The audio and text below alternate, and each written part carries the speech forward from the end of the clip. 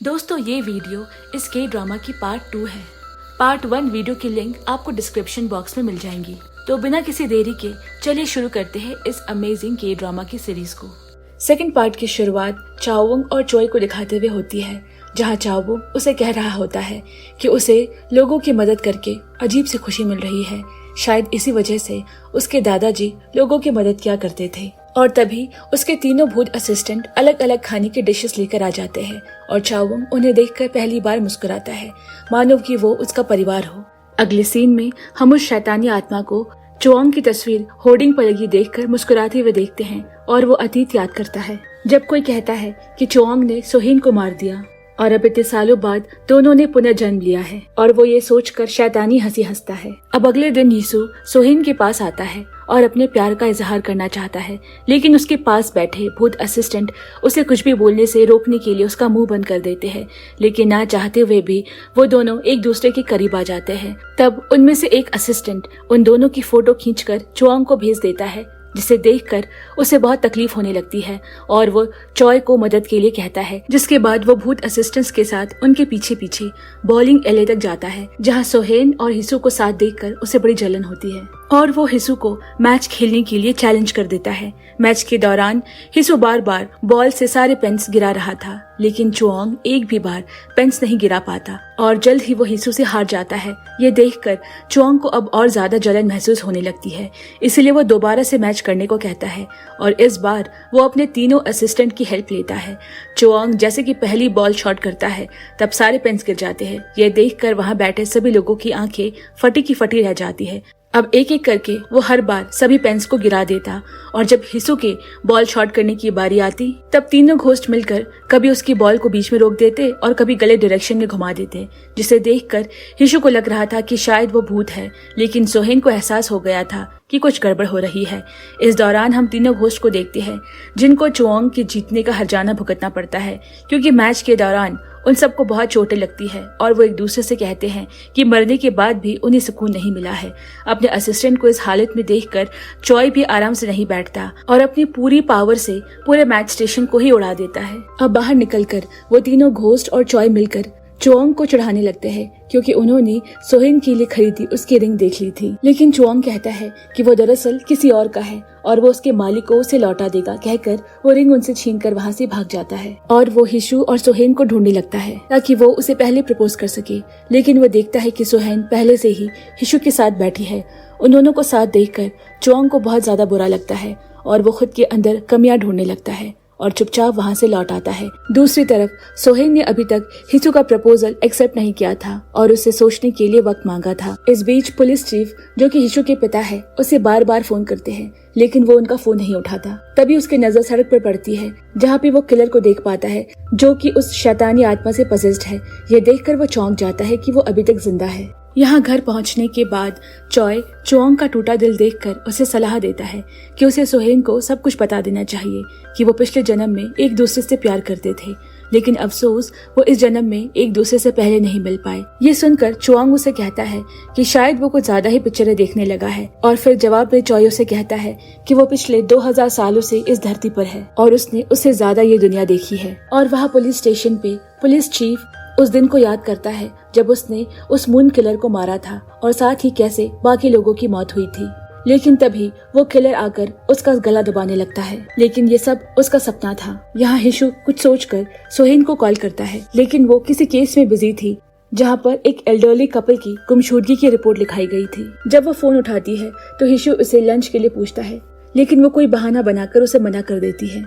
अब उसी लड़की को दिखाता है जिसने अपने पेरेंट्स की गुमशुदगी की रिपोर्ट लिखाई थी। वो वापस से अपने घर जाती है, जहाँ उसे कुछ दूर पर जमीन पर गड़ी कुछ लाशें दिखती है। तब पुलिस टीम उस जगह की तहकीकात करने आती है, जहाँ से उन्हें 3 लाशें मिलती है, 2 उन एल्डरली कपल की और एक 10 साल के बच्चे की। दूसरी तरफ जब सोहेन घर की तलाशी लेती है तब उसे बहुत सारी सफेद कैंडल्स दिखती है, जिसे देखकर उसे अपने पिता की मौत वाला दिन याद आ जाता है, क्योंकि उस दिन भी उनके घर पे बहुत सारी सफेद कैंडल्स थी। और इन चीजों को देखकर उसे लग रहा है कि 10 साल पहले वाला शैतान फिर वापस आ गया है और ये उसी फुल मून किलर का काम है। लेकिन जब ये बात पुलिस चीफ को पता चलती है तो वो दूसरे ऑफिसर्स पे बहुत गुस्सा होता है और कहता है कि वो केस कब का खत्म हो चुका है। लेकिन दूसरी तरफ वो किसी को उस फुल मून किलर को मारने के लिए कॉन्ट्रैक्ट दे रहा था, क्योंकि उसे डर था कि उसके पकड़े जाने से उसके खुद के काले कारनामे बाहर आ जाएंगे, जो कि 10 सालों से उसने दबा कर रखे हैं। यहाँ सोहेन हिशु को 10 साल पुराने केस को दोबारा से इन्वेस्टिगेट करने को कहती है, लेकिन पूरे सबूत न होने की वजह से हिशु इन्वेस्टिगेट करने से मना कर देता है, क्योंकि उस केस में काफी सारे लोग भी जुड़े हुए थे। तब सोहेन उसे कहती है कि उस केस के इंचार्ज उसके फादर ही थे। तभी वहाँ बैठा दूसरा पुलिस ऑफिसर उस पर चलाते हुए कहता है कि फिलहाल उसे जिंदा लोगों के बारे में सोचना चाहिए, और वैसे भी पुलिस चीफ ने उस किलर को अपने हाथों से मारा था। लेकिन सोहेन को तो सच्चाई पता होती है, इसीलिए वो चुपचाप वहाँ से चली जाती है। जिसके बाद सोहेन ये सारी बातें चुआंग और चॉय को बताती है, और तब चॉय उन्हें बताता है कि वो शैतान जिसे कई साल पहले समंदर की गहराइयों में दबा दिया गया था, वो वापस सतह पर आ गया है। और फिर वो खुद उस क्राइम सीन का मुआयना करने के लिए जाता है, जहाँ पर जाके उसे यकीन हो जाता है कि ये उसी शैतान का काम है। और वो उन्हें ये भी बताता है कि कैसे उस शैतान ने उस बच्चे को मारा था उसके डिवाइन सोल के लिए। जिसके बाद वो तीनों उस लेडी शमन के पास मिलने जाते हैं, जो उन्हें बताती है कि सोहेन के पास भी वो डिवाइन पावर है, इसीलिए उसे भी सावधान रहने की जरूरत है। इस बीच सोहेन को पुलिस स्टेशन से कई कॉल आते हैं और चॉय उसे बाहर छोड़ने जाता है। और यहाँ कमरे में लेडी शमन चुआंग को उसके दादा की पोजीशन संभालने को कहती है, क्योंकि उसके अलावा ये काम और कोई नहीं कर सकता। जिसके बाद चुआंग मिसेस जून को एक पुरानी घटना के बारे में बताता है, जब उसका कुछ लड़कों के साथ झगड़ा हुआ था और वो उसे मारने के लिए उसके घर आ गए थे। तब गलती से शैतान का जार टूट गया था, जिसकी वजह से काफी ज्यादा परेशानियों का सामना करना पड़ा था, और वो उन सब का जिम्मेदार खुद को मानता आ रहा है। मिसेस जिहून उसे समझाती है कि उसमें उसकी कोई गलती नहीं। दूसरी तरफ कुछ कॉन्ट्रैक्ट किलर्स उस किलर को मारने बाइक लेकर पहुंच जाते हैं, लेकिन वो किलर बिल्कुल शांत लग रहा था। जैसे ही पुलिस को इसकी खबर मिलती है, वो बिना वक्त जाया किए किलर को पकड़ने के लिए निकल जाते हैं, लेकिन उनके पहुंचने से पहले ही वो सभी कॉन्ट्रैक्ट किलर जमीन पर चित पड़े थे और वो किलर बीच में खड़ा था। तब सोहेन उसे पकड़ लेती है, लेकिन उसका शरीर पूरी तरह ठंडा है। हालांकि पुलिस के पहुंचने से थोड़ी देर पहले ही चॉय किलर के पास पहुंच गया था और उन दोनों के बीच जंग हो जाती है। काफी देर तक लड़ाई होने के बाद आखिर चॉय उसे अपने कब्जे में कर लेता है। तब शैतान चॉय से कहता है कि कब तक भव्य शक्तियों का गुलाम बनकर रहेगा, और चॉय को उसके अपनों से उसे छीनने के लिए दोषी ठहराता है और उसकी आत्मा को भी कैद करने का दोषी ठहराता है। जिसके बाद इन दोनों के बीच फिर से लड़ाई शुरू हो जाती है और दोनों ही बुरी तरह घायल हो जाते हैं, और साथ ही चॉय की दिव्य शक्तियां कम होने लगती है। दूसरी तरफ शमन भी चॉय की जान खतरे में देखकर उससे मिलने चली आती है, और उस वक्त उसका शरीर धीरे धीरे गायब होने लगा था। और ये सब इसीलिए हुआ था क्योंकि चुआंग ने चॉय के साथ जुड़ने से इनकार कर दिया था, जिस वजह से चॉय लड़ाई के दौरान अपनी पूरी शक्तियों का इस्तेमाल नहीं कर सका। तब चॉय अपनी आखिरी सांस लेते हुए चुआंग से खुद की रक्षा करने के लिए कहता है, क्योंकि शैतान का अगला निशाना चुआंग ही है, इसीलिए वो उससे विनती करता है कि वो किसी भी तरह खुद को चोट ना पहुंचाए, क्योंकि शैतान उसके शरीर पर कब्जा कर सकता है। जिसके बाद चॉय का शरीर एक धुएं की तरह गायब हो गया। वापस से हम देखते हैं कि सोहेन ने जिस आदमी को पकड़ा था वो कोई किलर नहीं था, बल्कि एक अंडरवर्ल्ड गैंग का मेंबर था।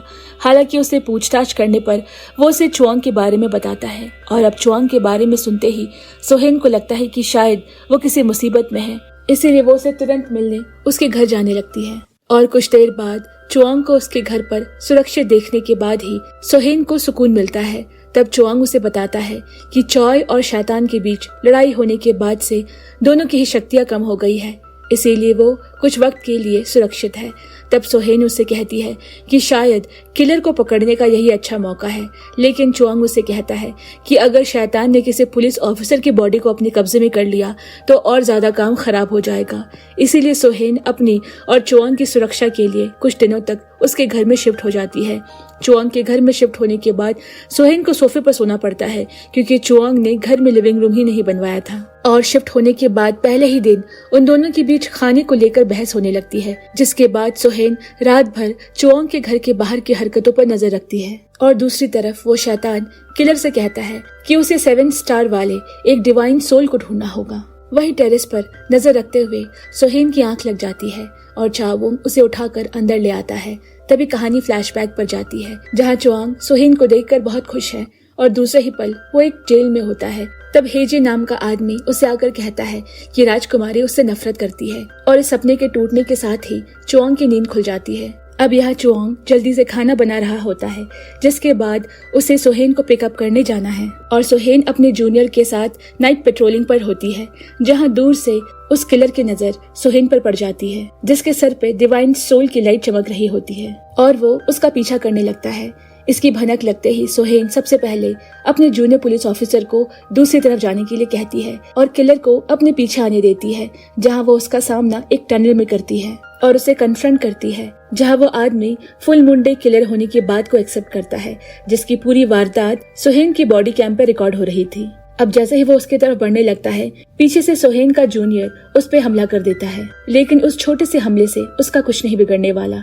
जूनियर पुलिस ऑफिसर को निपटाने के बाद वो सोहेन की तरफ बढ़ता है, लेकिन अचानक उसका चेहरा देखकर वो थम जाता है और वहाँ से भागने लगता है। अब सोहेन तुरंत अपने जूनियर ऑफिसर को हॉस्पिटल पहुंचाती है और पुलिस डिपार्टमेंट में इसकी खबर करती है, जहां चुआंग भी मौजूद था और उसे इस बात की खबर मिलते ही वो उससे मिलने के लिए निकल जाता है। अब यहाँ हॉस्पिटल में पुलिस ऑफिसर हिशु भी पहुंचता है, जो उन दोनों ऑफिसर से बात करने के बाद उनके बॉडी कैम की रिकॉर्डिंग को भी चेक करता है, जहाँ पे उस आदमी ने फुल मुंडे किलर होने की बात की गवाही दी है। जिसके बाद वो वहाँ से निकलने लगता है, लेकिन गेट पर उसकी मुलाकात चुआंग से हो जाती है, जो सोहेन से मिलने आया होता है और उसे सही सलामत देखने के बाद ही उसकी सांस में सांस आती है। यहाँ हिसू सीधा अपने पिता पुलिस चीफ के पास गया होता है और उनसे फुल मुंडे किलर के बारे में पूछता है, क्योंकि उनके मुताबिक तो उन्होंने उसे अपने हाथों से मारा था।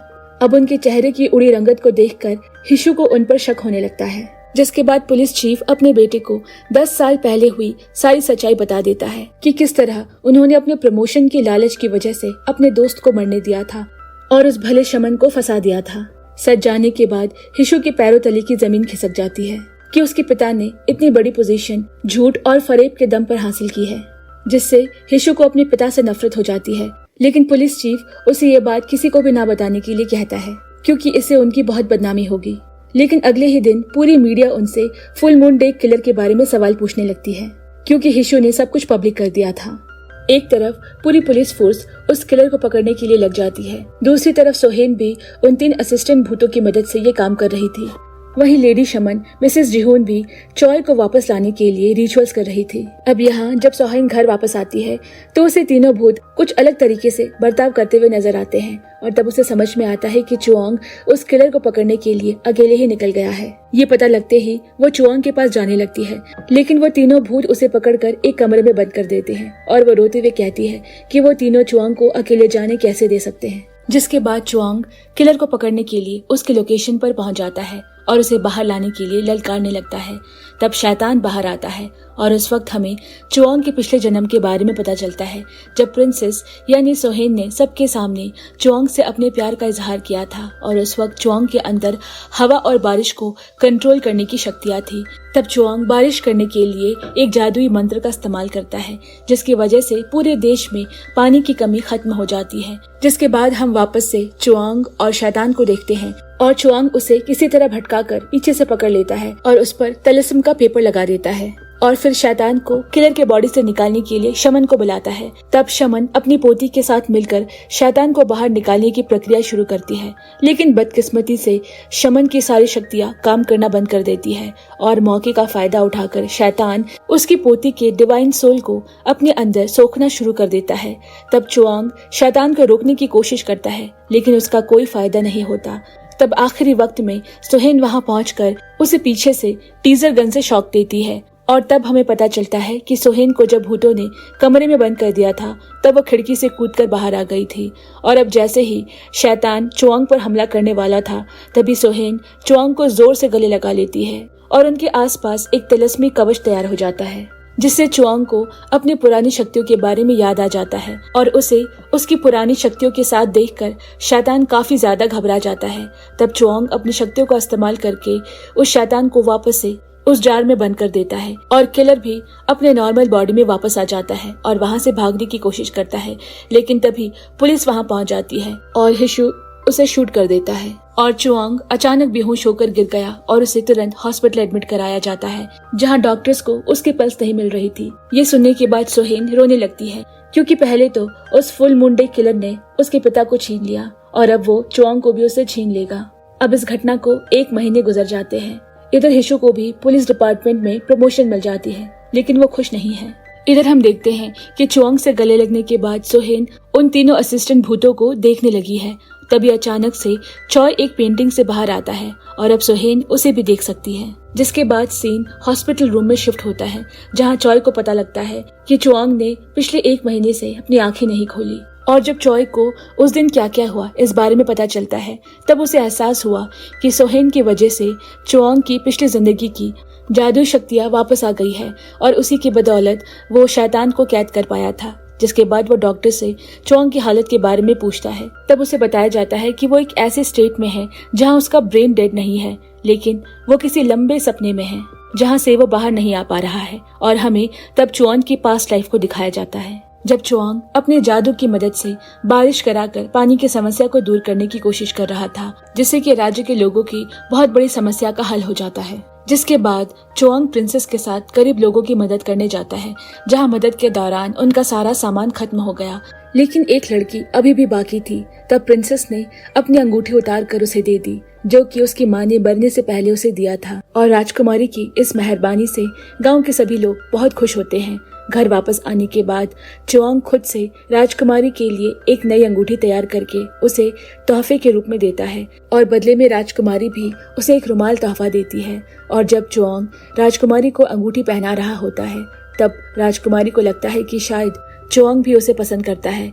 दूसरी तरफ चुआंग की असाधारण क्षमताओं ने उसे दरबार के अधिकारियों के लिए कांटा बना दिया था और वो उसे अपनी शक्तियों को जंग में भी इस्तेमाल करने के लिए धमकाते हैं। लेकिन चुआंग उन्हें ऐसा करने से मना कर देता है, क्योंकि उसने कसम खाई थी कि वो अपनी शक्तियों को अच्छे काम के लिए इस्तेमाल करेगा। ये सुनकर अधिकारियों को गुस्सा आ जाता है, जिसके बाद अधिकारी अपने पड़ोसी दुश्मन देश को चुआंग की दिव्य शक्तियों के बारे में खबर भेज देते हैं। इस दौरान हांगरियों का राजकुमार हेजिन राजा की गद्दी को अपने कब्जे में करने की तैयारी कर रहा था और तब उसे अधिकारियों द्वारा भेजा गया खत मिलता है, जिसे पढ़ने पर उसे चुआंग की अद्भुत शक्तियों का पता चला, जो उसके लिए बहुत बड़े खतरे की निशानी थी। लेकिन उसे खत पे लिखी गई बातों पर यकीन नहीं होता, इसीलिए वो चुआंग की शक्तियों को करीब से देखने के लिए जाता है और उसे देखकर ही उसे उस बात पर यकीन होता है।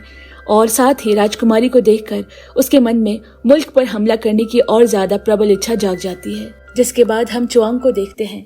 उसे ख्याल आता है कि शायद वो राजकुमारी के लिए दुर्भाग्य है और तभी राजकुमारी से बहाना बनाते हुए कहता है कि वो उसके काबिल नहीं और उसे वहाँ से चले जाने को कहता है।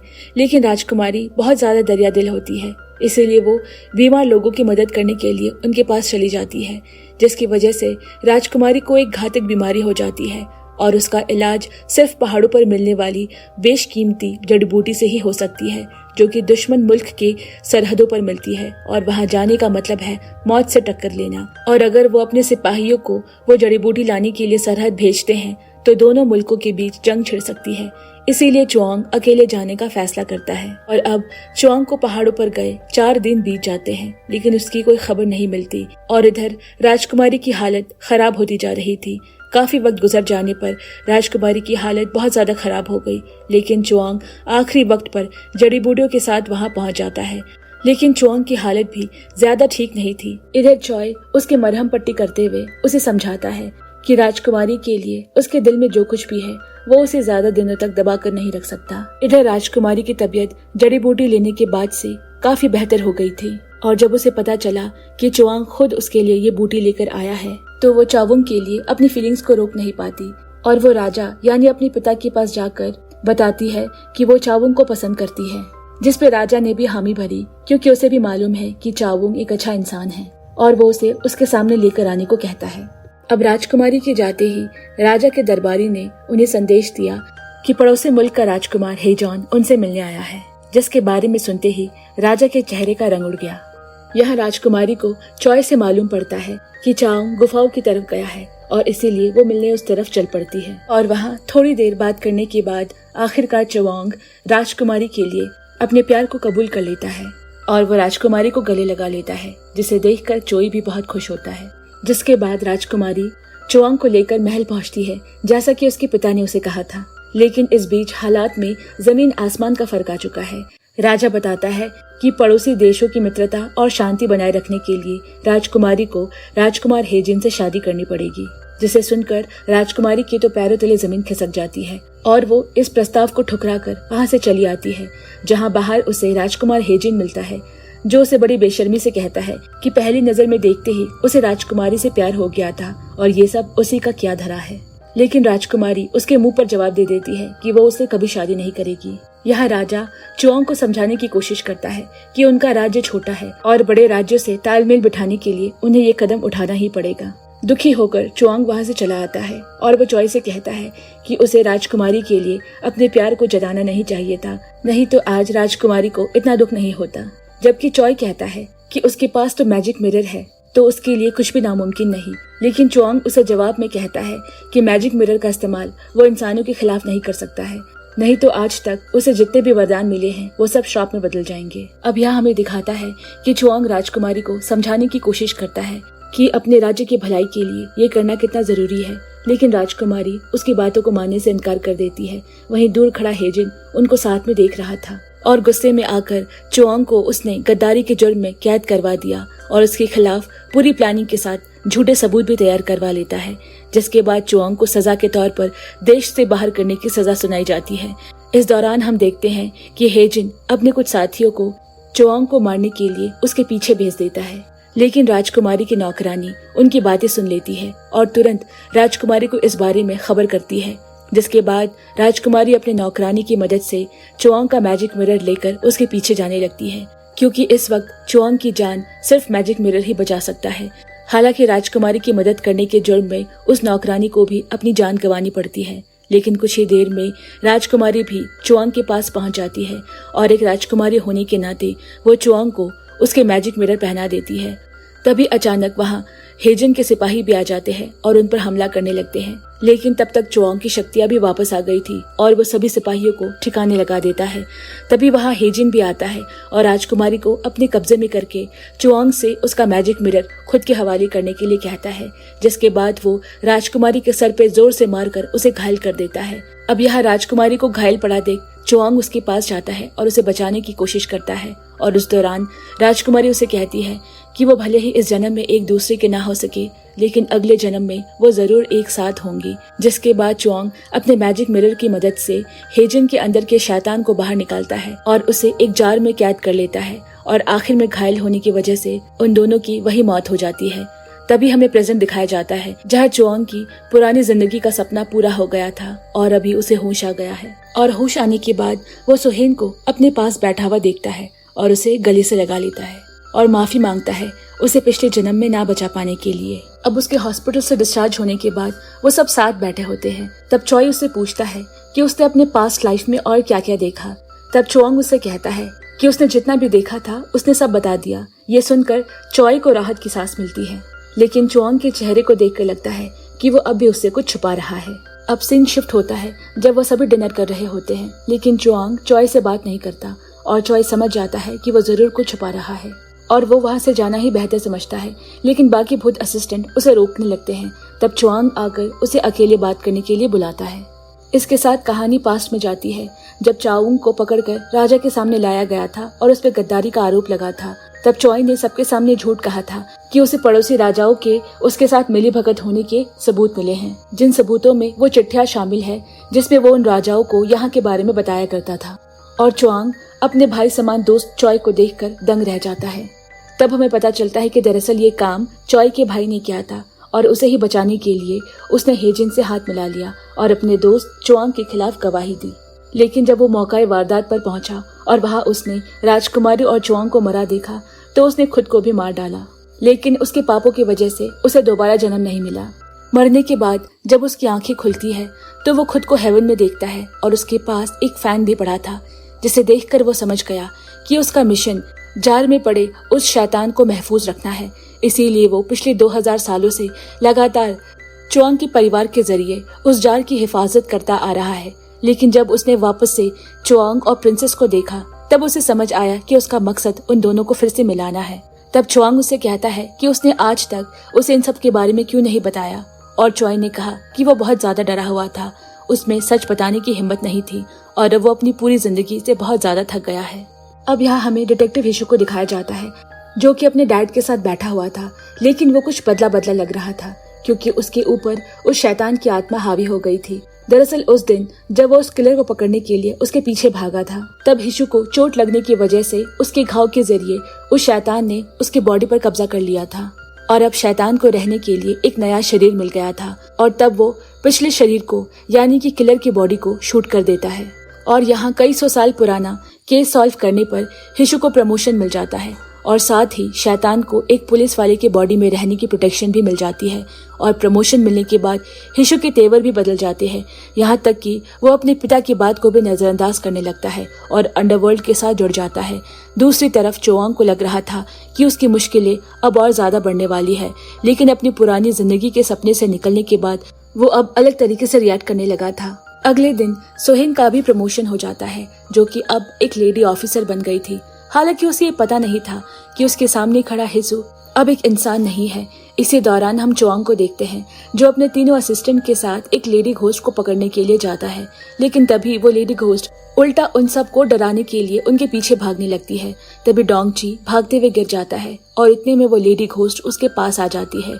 अब डर के मारे डोंगची उसका खूबसूरत चेहरा देखकर उसे नियान कहकर पुकारता है और तब हम देखते हैं कि 5 साल पहले नियान ने एक हेयर सैलून खोला था जहां डोंगची आता रहता था और इस दौरान वो दोनों एक दूसरे को पसंद करने लगे थे और रिलेशनशिप में आ गए थे।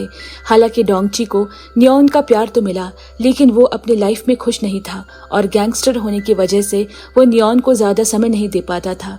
तब नियान उसे कहती थी कि अभी भी टाइम है, उसे ये सब छोड़ देना चाहिए। इसीलिए वो अपने बॉस के पास जाता है और उसे कहता है कि वो सब कुछ छोड़ना चाहता है क्योंकि उसे किसी से प्यार हो गया है और अब बाकी की जिंदगी वो उसके साथ बिताना चाहता है। लेकिन उसका बॉस डोंगची को फ्री करने से पहले उसे डोंग सॉन्ग गैंग के नाइट क्लब पर कब्जा करने के लिए कहता है, जिसके बाद वो हमेशा के लिए फ्री हो जाएगा। इसीलिए वो डोंग सॉन्ग के क्लब पर कब्जा करने चला जाता है और अपने बॉस के दिए काम को पूरा कर देता है और अब डोंगची अपने बॉस से फ्री हो गया था। जिसके बाद वो कुछ फूल और गिफ्ट्स लेकर नियान से मिलने के लिए जाता है, लेकिन जैसे ही वो नियान के पास पहुंचा तभी एक बाइक सवार पीछे से आकर उसे चाकू से हमला कर देता है, जिससे डोंगची बुरी तरह घायल हो गया था। और अब प्रेजेंट में डोंगची बताता है कि काफी दिनों तक कोमा में रहने के बाद उसकी मौत हो गई। हालांकि घोस्ट बनने के बाद वो नियान को देखने के लिए उसके सैलून भी गया था, लेकिन उसका सैलून बंद था। तब नियान बताती है कि उस रात उसने डोंगची पर हमला करने वालों को देख लिया था, इसीलिए किलर ने उसे एक टनल के सामने कार से रौंद दिया और उसके बाद उसे एक सुनसान जगह पर दफना दिया, जिसके बाद से वो एक घोस्ट बन गई और टनल के एंट्रेंस पर लोगों का एक्सीडेंट करवाती रहती है। इधर पुलिस को भी ये समझ नहीं आ रहा था कि टनल के एंट्रेंस पे इतने ज्यादा एक्सीडेंट क्यों हो रहे हैं। तभी एक विटनेस से पता चला कि कोई लेडी सफेद कपड़ों में उसकी कार की ओर सामने आई थी और अचानक से गायब हो गई थी, जिसके बाद उसका कार से कंट्रोल खत्म हो गया। ये सुनने के बाद सोहेन को लगता है कि ये सब नियान ही कर रही थी। इधर नियान अपनी माँ के बारे में सोच रही होती है, जो पिछले 5 सालों से अपनी बेटी को ढूंढ रही थी। तभी गुस्से से नियान की आंखें लाल हो जाती है और उसका गुस्सा ठंडा होने तक डोंगची उसे कमरे में बंद कर देता है। उस दौरान डोंगची सबसे कहता है कि उन्हें कैसे भी करके उसके हत्यारे को ढूंढना होगा, नहीं तो वो एक बुरी आत्मा में बदल जाएगी। कुछ देर बाद नियान का गुस्सा कम होने पर सोहेन उसे किलर के बारे में पूछती है। तब नियान उसे बताती है कि उसने खुद को किलर से बचाते समय उसके बाल खींचे थे और उसके चेहरे पर एक निशान भी था।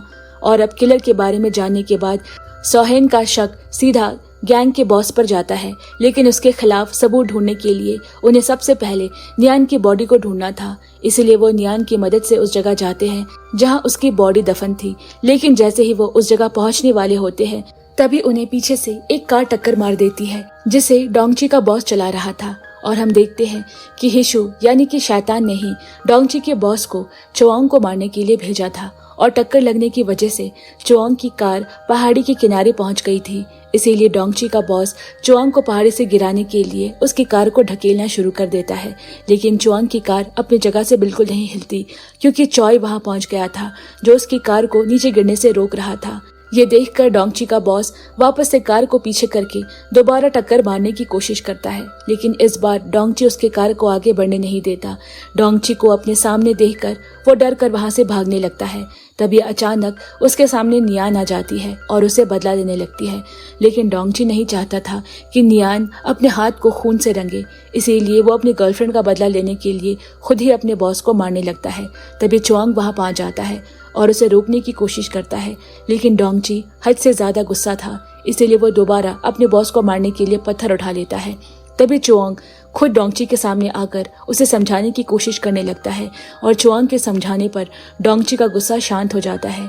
वो रोते हुए कहता है कि उसकी गलती की वजह से नियान की जान चली गई। डोंगची को गुस्से में देखकर नियान अपना गुस्सा भूल जाती है और उसे कहती है कि तुम्हें किसी बात का कोई पछतावा नहीं करना चाहिए। जब तक तुम मेरे साथ हो मुझे किसी बात का दुख नहीं। उस दौरान चुआंग का एक्सप्रेशन देखकर चॉय को लगता है कि शायद उसने एक बार फिर उसका भरोसा जीत लिया है, जिसके बाद डोंगची के बॉस को मर्डर केस में जेल भेज दिया गया और अपने बेटी के इंसाफ के लिए लड़ रही माँ की कई सालों की मेहनत रंग लाती है।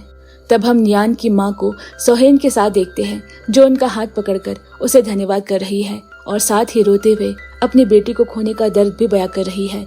हालांकि नियान भी वही मौजूद होती है और उनसे कहती है कि उसे अफसोस है कि वो इस तरह उन्हें बिना बताए इस दुनिया से चली गई, और रोते हुए सोचती है कि उसकी माँ अकेले कैसे रहेगी। जिस पर नियान की माँ उनसे कहती है कि उन्हें खुद का ख्याल रखना होगा, तभी उनकी बेटी को शांति मिलेगी। तब सोहेन सोचती है कि अगर दोनों तरफ से प्यार किया जाए तो वो एक दूसरे की ताकत बनकर उभरते हैं, और उसे ये भी पता चलता है कि वो इस लाइफ का कर्ज चुकाने के लिए अगली लाइफ का इंतजार नहीं कर सकते। अपनी माँ को गुड बाय कहने के बाद नियान और डोंगची एक दूसरे से शादी करने की बात करते हैं। हालांकि जिंदगी रहते हुए वो शादी नहीं कर पाए, लेकिन मरने के बाद तो कर सकते हैं। ये सुनकर वहाँ बैठे सभी लोग उनकी तारीफ करने लगते हैं। अब चुआंग उन सबको एक नए एम्प्लॉय के आने के बारे में इन्फॉर्म करता है, जो कि चॉय है। हालांकि इस बार वो उनका सलाहकार ना होकर किसी आम एम्प्लॉय की तरह काम करेगा और बाकी सभी उसके सीनियर होंगे। जिसके बाद वो तीनों भूत असिस्टेंट मिलकर चॉय की खिंचाई करते हैं। इधर डोंगची नियान को डेट पर ले जाता है, जहां वो उसे प्रपोज करने के लिए हाथों के रिंग से उसे मैजिक ट्रिक दिखाने लगता है।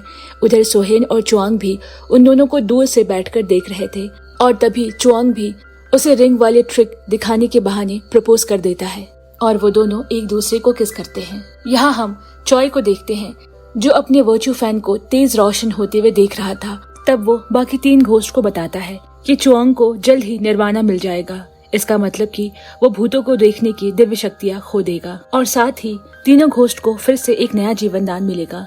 ये सुनने के बाद तीनों ऑब्जेक्शन करने लगते हैं, क्योंकि वो फिर से इस दुनिया में वापस नहीं आना चाहते, और इसीलिए जब तक उन तीनों को निर्वाणा नहीं मिल जाता वो चुआंग और सेहून को साथ रहने नहीं दे सकते, और वो इस काम को करने के लिए तुरंत उन दोनों के पास जाने लगते हैं। और जैसे ही सेहून चुआंग को थैंक यू बोलने वाली होती है, तभी वो तीनों घोस्ट आकर उसे बोलने से रोक देते हैं, जिससे चॉय के वर्च्यू फैन की रोशनी बढ़ने से रुक जाती है। और उसके बाद तीनों घोस्ट चुआंग को वो हर काम करने से रोक देते हैं जिस पर सेहून उसे थैंक यू बोलती। दूसरी तरफ चुआंग भी उनसे अलग नहीं होना चाहता था, इसीलिए वो सेहून को थैंक यू बोलने का मौका ना देने की कोशिश करता। हालांकि वो उससे गलत तरीके से बात करना भी शुरू कर देता है, लेकिन वो सब करके उसे सिर्फ दर्द और पछतावा ही हो रहा था। इस दौरान हम चॉय को एक और भूत असिस्टेंट से बात करते हुए देखते हैं, जिसका नाम एरम है। वो उसे पूछता है कि क्या उसकी कोई ख्वाहिश है जो वो पुनर्जन्म से पहले पूरा करना चाहती हो। तब एरम ने उसे मरने से पहले की जिंदगी के बारे में बताया। उसके पैरों में पोलिया होने की वजह से उसके पेरेंट्स ने उसे बचपन में ही छोड़ दिया था, तो कुछ भले लोगों ने उस वक्त उसकी मदद की, इसीलिए वो बड़ी होकर मेहनत कर कर उनके लिए कुछ करना चाहती थी। मगर अफसोस जिंदगी ने उसके पैर तो पहले ही छीन लिए थे, और अब कमरे में आग लगने से उसकी जिंदगी भी छिन गई। उस वक्त एरम अपने आप को सबसे ज्यादा लाचार समझती है और जोर जोर से मदद की गुहार लगाती है, मगर दम घुटने से उसकी वही मौत हो गई। और मरने के बाद उसे गेम्स और कार्टून देखने का शौक चढ़ गया, इसीलिए वो जोजो की तरह एक सुपर हीरो बनना चाहती थी, जो कि एक कार्टून होता है। लेकिन चॉय को जोजो के बारे में नहीं पता होता, इसीलिए उसे लगता है कि शायद वो जोजो का किरदार निभाना चाहती हो। जिसके बाद चुआंग और चॉय मिलकर प्लान बनाते हैं कि अगले सैटरडे को होने वाले चैरिटी इवेंट में एरम को जोजो का किरदार निभाने दिया जाएगा। उन दोनों की बात सुनकर एरम काफी ज्यादा एक्साइटेड हो जाती है और इवेंट के लिए ड्रेस ऑर्डर करती है, और साथ ही सोहेन को उसकी आवाज डब करने के लिए राजी कर लेती है। अगले दिन जब चुआंग सोहेन को ढूंढने के लिए पुलिस स्टेशन जाता है, तब वहाँ उसे हिशु मिलता है, जिसके अंदर फिलहाल शैतान छुपा हुआ था। तो वो उसे कहता है कि मेरी गर्लफ्रेंड ने तुम्हारे बारे में बताया था कि कुछ ही दिनों पहले तुम्हारा प्रमोशन हुआ है। ये सुनने के बाद हिशु को बहुत ज्यादा गुस्सा आता है और वो उस पर मैजिक ट्रिक यूज करने का सोचता है। लेकिन तभी वहाँ चॉय पहुंच जाता है, जिसे देखकर शैतान शांत हो गया। लेकिन चॉय को हिशु को देखकर कुछ तो गड़बड़ लग रही थी। लेकिन उस वक्त चॉय चुपचाप वहाँ से सीधा सोहेन से अकेले मिलने चला जाता है और फिर चॉय उससे चुओंग का ख्याल रखने को कहती है, क्योंकि फ्यूचर में घोस्ट भी उसका साथ नहीं होंगे और उसकी मैजिक ट्रिक भी काम करना बंद कर देगी। तब सोहेन उसे अपने ऊपर छोड़ देने को कहती है। अब चैरिटी इवेंट का दिन भी आ गया, इसीलिए चुओंग इवेंट डायरेक्टर से मिलने के लिए उसके ऑफिस जाता है। दूसरी तरफ तीनों घोस्ट इवेंट में परफॉर्म करने के लिए तैयार होने लगे। लेकिन तभी वहाँ हिशु पहुंचकर चुओंग और उस इवेंट डायरेक्टर को रूम में लॉक कर देता है। यहाँ सारे बच्चे जोजो का इंतजार कर रहे थे। तब हिशु अपनी शक्तियों का इस्तेमाल करने लगता है। सोहेन और घोस्ट को वहाँ हो रही गड़बड़ी देखकर सभी बच्चे को वहाँ से बाहर निकालने लगते हैं। लेकिन तभी आग लग जाती है और चारों तरफ धुएं को देखकर आराम को अपनी पिछली जिंदगी के हादसे की याद आ जाती है, जो उसके लिए सबसे डरावना हादसा था। तभी अचानक उसे अपने पीछे से किसी बच्चे के चीखने की आवाज आती है। इधर चुओंग अभी भी डायरेक्टर वाले रूम में बंद था। हालांकि सोहेन हिशु के साथ बाहर निकल आई थी, लेकिन चुओंग को बचाने के लिए वो फिर से अंदर की तरफ दौड़ कर जाने लगती है। लेकिन तभी चुओंग किसी तरह कमरे से बाहर आ जाता है। लेकिन अभी भी आरम उस बच्ची के साथ अंदर फंसी हुई थी। तब वो किसी तरह उसे सीढ़ियों के सहारे नीचे ले जाने की कोशिश करती है, लेकिन आग ज्यादा तेज होने लगी थी, इसीलिए वो सीधा खिड़की से कूदने का फैसला करती है। हालांकि उसे पता था कि वो बच्ची कूद नहीं सकती। तब वो उसका हौसला बढ़ाती है और उसे जोजो के बारे में बताती है और अचानक से आरम उस बच्ची को अपने हाथों में लेकर नीचे छलांग लगा देती है और आखिरकार वो उस बच्ची को बचा ही लेती है, जिसे देखकर सारे बच्चे और टीचर्स ताली बजाने लगते हैं। हालांकि उस हादसे की खबर मीडिया तक भी पहुंच जाती है, जिसमें चुओंग सबको बताता है कि हर इंसान के अंदर एक सुपर हीरो छुपा हुआ होता है। अब चुओंग सेहोन को घर छोड़ने जाता है और जाने से पहले उसे हक करता है, लेकिन वहीं खड़ा हिशु उन दोनों को देख रहा होता है और चुओंग के चले जाने के बाद वो चुपके से सेहोन के घर में घुस आता है, जबकि सेहोन उसे इस वक्त यहाँ देखकर चौंक जाती है और वो उसे जबरदस्ती किस कर लेता है। तब सेहोन उसे धक्का देते हुए कहती है कि वो चावुंग के साथ रिलेशनशिप में है, जिसे सुनने के बाद हिशु बौखला जाता है और कहता है कि वो नहीं चाहता था कि वो चुओंग को मारे, लेकिन वो ही बीच में आ गया। अब ये सारी बातें सुनकर सेहोन उसे उल्टा सवाल करती है, लेकिन वो चुपचाप वहाँ से भाग जाता है। अब अगले सीन में हम देखते हैं कि उनका तीसरा असिस्टेंट भूत सांगियान जानबूझकर अपनी समाधि से बाहर नहीं निकल रहा।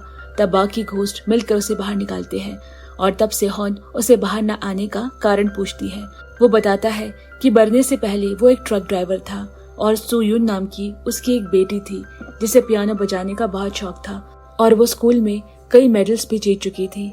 इसीलिए वो सुयुन से वादा करता है कि वो उसे एक नया पियानो खरीद कर देगा, ताकि वो और भी आगे ज्यादा कंपटीशन जीत सके। तो वो ज्यादा पैसे कमाने के लिए दिन रात मेहनत करने लगा, ताकि वो सुयुन के लिए पियानो खरीद सके। लेकिन एक रात सांगियान जब अपने बेटे के लिए उसका पसंदीदा फ्राइड चिकन लेकर जा रहा था, तब उसकी टैक्सी में नशे में धुत एक आदमी चढ़ता है, जो उसे गाड़ी चलाते हुए बीच में परेशान करने लगता है, जिस वजह से उसका एक्सीडेंट हो जाता है और वो रात उसकी जिंदगी की आखिरी रात बन गई। तभी हम वापस से सांगियान की बेटी को देखते हैं। उसे लगता है कि उसी की वजह से उसके पिता की जान गई है और हर बार पियानो को देखकर उसे गुस्सा आने लगता है। वो अपनी माँ से आने वाले पियानो कंपटीशन में हिस्सा लेने से मना कर देती है। हालांकि सांगियान चाहता था कि उसकी बेटी कल होने वाले कंपटीशन में हिस्सा ले।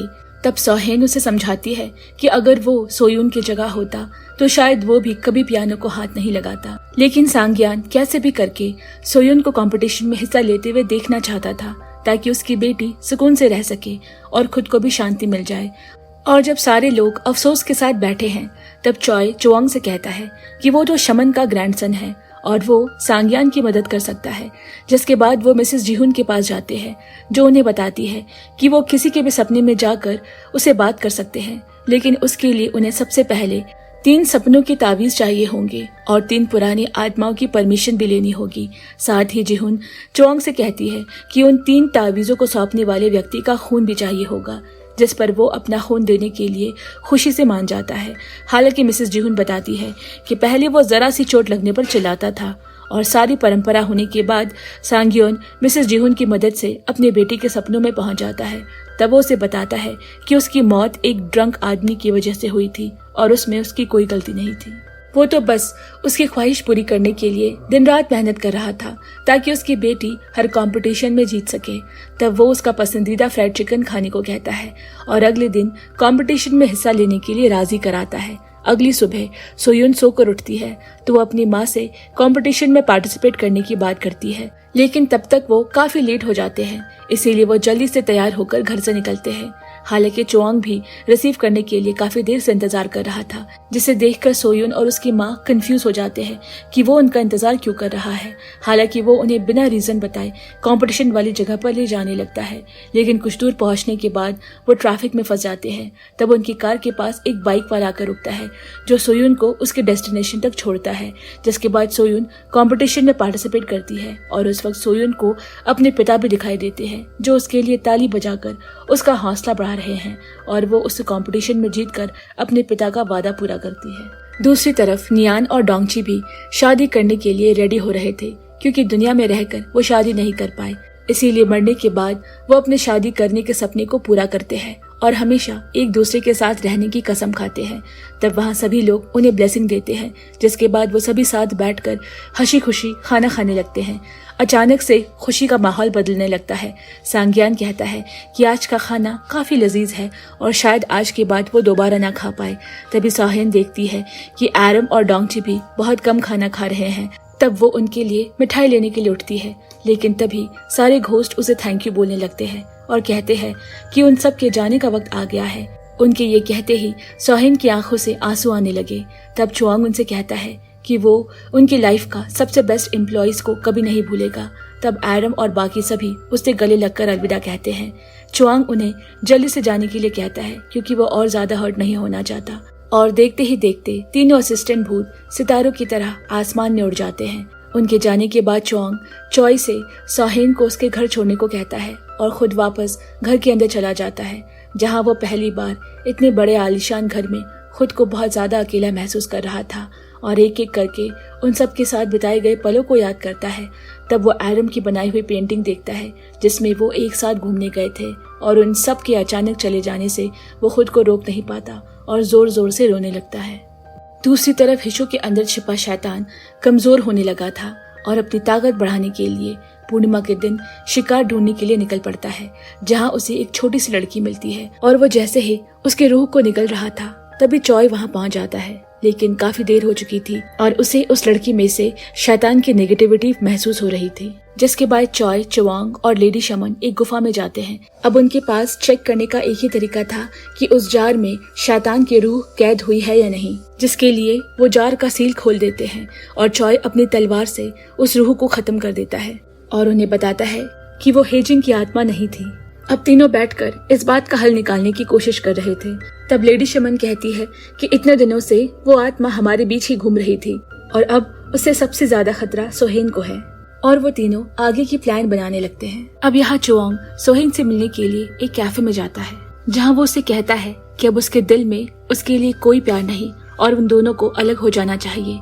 इतना कहने के बाद चोआंग वहाँ से चला जाता है। अगले सीन में हम देखते हैं कि चाओबुंग उसी गुफा में है जहाँ पर उन्होंने उसी आत्मा को कैद किया था और थोड़ी देर में चॉय भी वहाँ आ जाता है। वो चॉय को बताता है कि उसने शमन बनने का फैसला कर लिया है, जिससे कि वो उस शैतान को पकड़ सके, और इसीलिए उसने सोहेन को खुद से दूर भेज दिया है, क्योंकि अगर उसे पता चल गया तो वो उसके पास आना चाहेगी, जो उसके लिए खतरे से खाली नहीं होगा। इधर सेहून को कुछ समझ नहीं आ रहा होता, इसीलिए वो लेडी शमन के पास चोआंग के बारे में पूछने के लिए जाती है, लेकिन वो उसे कुछ नहीं बताती। सिर्फ इतना कहती है कि चोआंग ने खुद की तकदीर को अपना लिया है, जो सभी के लिए अच्छा है। और सेहून को वहाँ बैठे रोता देख लेडी शमन की पोती उसके पीछे पुलिस स्टेशन जाती है, जहाँ जाकर वो उसे सारी सच्चाई बता देती है, और ये भी कि चोआंग इस वक्त कहाँ है। और ये सारी बातें हिशु के अंदर का शैतान हेजिन भी सुन रहा था, और वो ऐसा कभी नहीं होने दे सकता। जिसके बाद सेहून चोआंग से मिलने के लिए गुफा जाती है।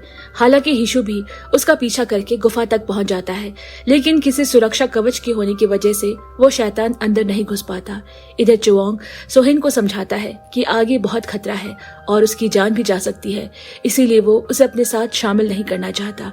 तब सोहेन उसे कहती है कि वो उसे मरने नहीं देगी और अगर चुआंग के साथ रहते हुए उसकी जान भी चली जाए तो उसे कोई दुख नहीं। अब जैसे ही सोहेन वहाँ से जाने लगती है तभी हिशु वहाँ आ जाता है और उसका गला दबाने लगता है, जिसे देखकर सोहेन घबरा जाती है और उसे यकीन आ जाता है कि हिशु के बॉडी में दरअसल हेजिन की आत्मा है। इसीलिए वो गन निकाल कर उसे धमकाने लगती है, जिसके बाद हिशु अपने बॉडी को कंट्रोल करने की कोशिश करता है ताकि वो सोहेन को कोई नुकसान न पहुंचाए और वो खुद को सड़क के बीच खड़ा कर देता है, जहां कार के सामने आने से उसका एक्सीडेंट हो जाता है। सोहेन उसे लेकर तुरंत हॉस्पिटल पहुंचती है, जहां लेडी शमन और पुलिस चीफ दोनों आते हैं। लेकिन हिशु के अंदर बैठा शैतान मौके का फायदा उठाकर उसके गाल को खरोच देता है और हिशु की बॉडी से निकलकर पुलिस चीफ की बॉडी में दाखिल हो जाता है, क्योंकि अब हिशु की बॉडी उसके किसी काम की नहीं। अब यहाँ हिशु को बचाने के चक्कर में सेहुन को भी काफी चोट आई थी और तब लेडी शमन आकर उसे कहती है कि हिशु के शरीर में दरअसल हेजिन की आत्मा है। लेकिन जब वो हिशु के पास जाते हैं तो लेडी शमन को एहसास होता है कि वो बुरी आत्मा उसके अंदर से निकल चुकी है, जो कि खतरे वाली बात है, क्योंकि उस हॉस्पिटल में उसे कई होस्ट मिल सकते हैं और वो अब किसके शरीर में है ये पता लगाना मुश्किल है। अब लेडी शमन अपने घर के मंदिर आकर चुआंग और चॉय की आत्मा को एक साथ जोड़ने की परंपरा को शुरू करने की तैयारी करने लगती है। लेकिन तभी वहाँ पुलिस चीफ आ जाता है, जिसे देखकर लेडी शमन समझ जाती है कि वो अब शैतान के वश में है। लेकिन इससे पहले कि वो कुछ कर पाती, शैतान उन्हें मार देता है। कुछ देर बाद चुआंग और चॉय भी वहाँ पहुँचते हैं, जहाँ उन्हें लेडी शमन को मरा हुआ देखकर शौक रह जाते हैं। तभी पुलिस भी वहाँ पहुँच जाती है, जिसे देख पुलिस का पूरा शक चुआंग पर जाता है और वो उसे पकड़कर अपने साथ ले जाने लगते हैं। तब चॉय उसकी मदद करने के लिए उसके हाथ की हथकड़ी खोल देता है और उसे यहाँ से भागकर कुछ दिनों के लिए अपने गांव चले जाने को कहता है। अब जैसे ही चुआंग के भागने की खबर चीफ को पता चली, वो तुरंत उसके खिलाफ अरेस्ट वारंट निकालने को कहता है और मीडिया में भी उसकी फोटो जारी कर देता है। इस दौरान रास्ते में चुआंग की गाड़ी खराब हो जाती है और उसे आगे पैदल ही जाना पड़ता है, जहाँ थकावट और भूख से उसकी हालत खराब थी। तब उसे कुछ लोग मिलते हैं जो उसकी हालत देखकर उसे अपने साथ चलने के लिए कहते हैं। जब चुआंग उन्हें ठीक से देखता है तो उसे वो जाने पहचाने लगते हैं, क्योंकि वो दिखने में बिल्कुल उसके भूत असिस्टेंट जैसे लग रहे थे। और घर पहुंचने के बाद उनके साथ खाना खा रहा होता है, तब उनकी बहन आती है तो उसे देखकर और ज्यादा हैरान हो जाता है, जो बिल्कुल एरम की तरह दिख रही थी। अगले दिन चुआंग फिर से अपने घर की तरफ रवाना होने के लिए तैयार होता है। तब वो लोग उसे कुछ खाने का सामान पैक कर देते हैं और चुआंग उनका शुक्रिया कहते हुए वहाँ से निकल जाता है। काफी लंबा सफर तय करने के बाद चुआंग आखिरकार अपने पुराने दादाजी के घर पहुँचा, जहाँ चॉय और लेडी शमन की पोती उसका इंतजार कर रहे थे, क्योंकि उसे शमन बनाने की परंपरा अभी पूरी नहीं हुई थी। जिसके बाद वो लेडी शमन की आत्मा के मार्गदर्शन में चुआंग को शमन बनाने की परंपरा शुरू करते हैं। और जैसे ही उसके अंदर शमन की शक्तियाँ आ जाती है, वो सोहेन को किसी खतरे में देखता है, इसीलिए उसके पास फौरन जाने के लिए निकल पड़ता है। अब वो जैसे ही सोहेन के पास पहुंचा, वो देखता है कि चीफ बेहोश पड़ा है और उस शैतान ने सोहेन के शरीर को अपने वश में कर लिया है। जिसके बाद उन दोनों के बीच जंग शुरू होती है। लेकिन चुआंग चाह कर भी उस शैतान को खत्म नहीं कर पाता, क्योंकि वो सोहेन के शरीर में होता है। और तब वो शैतान के लिए एक जाल बिछाता है। वो उसे अपने शरीर में आने का न्योता देता है, जिससे कि वो हमेशा सेहोन के साथ रह सकता है। हेजिन को उसका ये आइडिया बहुत पसंद आता है, लेकिन चुआंग के अंदर का चॉय उसे ऐसा करने से मना करता है, मगर वो उसकी नहीं सुनता और हेजिन के अपने शरीर में आने के तुरंत बाद वो अपने घाव को एक तलिस्म पेपर से सील कर देता है और हेजिन के अंदर जाने के साथ ही चॉय उसके शरीर से बाहर आ जाता है। जिसके बाद वो चॉय को उसे मार देने को कहता है, ताकि हेजिन की आत्मा हमेशा के लिए उसके साथ मर जाए। जब चॉय ऐसा नहीं कर पाता, तब चावुंग चॉय की तलवार से खुद को मार देता है और उसे गले लगाकर कहता है कि उसने उसे बहुत सर्व कर दिया और अब वो आजाद है। जिसके बाद चॉय की आत्मा हवा में घुल जाती है और अपने आगे के सफर के लिए निकल पड़ती है। और तभी चुआंग के शरीर से उसकी आत्मा निकलकर अतीत में राजकुमारी के सामने प्रकट हो जाती है, जिसे देखकर उसे समझ आता है कि उसकी आत्मा का पुनर्जन्म हुआ है और वो उसे पूछती है कि वो यहाँ क्यों आया है। चुआंग को एहसास होता है कि उस स्पिरिट मिरर ने उसकी आत्मा को राजकुमारी के पास बुलाया है और वो उसे माफी मांगता है कल होने वाले हादसे के लिए, जिसमें वो राजकुमारी को बचा नहीं पाएगा। तब राजकुमारी उसे अगली लाइफ के बारे में पूछती है, क्या वो फिर से मिल पाएंगे, और वो हाँ में जवाब देता है, अगले जन्म में हम दोनों दोबारा से मिलेंगे। जिसे सुनने के बाद वो उसे वापस जाने के लिए कहती है। जिसके बाद वो चुआंग के पीछे जाने के लिए निकल जाती है। हालांकि राजकुमारी को पता था कि वो मर जाएगी, लेकिन फिर भी वो उसके पीछे जाती है और चुआंग को सब्र करने के लिए कहती है कि अगले जन्म में दोबारा मिलने का वादा करती है। और तब सीन वापस प्रेजेंट में शिफ्ट होता है, जहाँ सोहिन उठते ही चुआंग को गले से लगाकर उसे ना जाने के लिए कहती है। तब चुआंग की आत्मा भी वापस आ जाती है और वो दोनों खुशी में और ज्यादा रोने लगते हैं। और हम अगले दिन देखते हैं कि चुआंग अपनी शादी का इनविटेशन देने के लिए उन बूढ़े लोगों के पास जाता है जिन्होंने उसके घर जाते वक्त मदद की थी, लेकिन वहां पहुंचने पर उसे कोई भी नहीं मिलता। तब पड़ोसी लोग बताते हैं कि उस घर में पिछले कई 100 सालों से कोई भी नहीं रह रहा। कुछ देर बाद चुआंग को समझ आता है कि वो तीनों उसके एम्प्लॉय भूत थे जो उसकी मदद के लिए आए थे। दूसरी तरफ चॉय किसी तरह गिरते पड़ते स्वर्ग में दाखिल होता है और वहाँ के सम्राट से कहता है कि क्या वो बुद्ध बन सकता है। लेकिन ठीक से देखने पर सम्राट को पता चला कि चॉय के परिवार ने लोगों का काफी शोषण और उत्पीड़न किया है, इसीलिए वो उसे उन परिवारों का कर्ज चुकाने के लिए वापस पृथ्वी भेज देते हैं। अब कहानी 5 साल आगे बढ़ जाती है। हम चुआंग को देखते हैं जो एक मैजिक परफॉर्मेंस के लिए रेडी हो रहा होता है, यानी कि वो अभी मैजिक करता है लेकिन सही तरीके से। और दूसरी तरफ हम सेहुन को देखते हैं जो पुलिस ऑफिसर की वर्दी में गुंडों की पिटाई कर रही है। तभी उसे किसी का फोन आता है और वो हनी कहते हुए घर की तरफ दौड़ पड़ती है, क्योंकि आज उनके बेटे का जन्मदिन है। और घर पे हम और 3 बच्चों को देखते हैं जो कि अडॉप्टेड है और उन सब की हरकतें बिल्कुल जानी पहचानी से लगती है, जैसे कि वो उन 3 असिस्टेंट भूतों का पुनर्जन्म हो।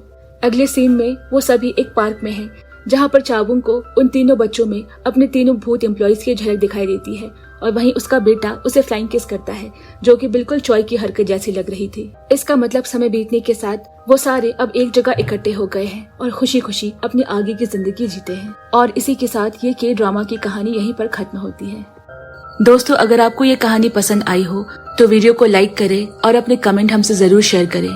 और इसी तरह की कोरियन ड्रामा की कहानियां सुनने के लिए हमारे चैनल को सब्सक्राइब करना बिल्कुल ना भूलें। तब तक के लिए बाय बाय फ्रेंड्स।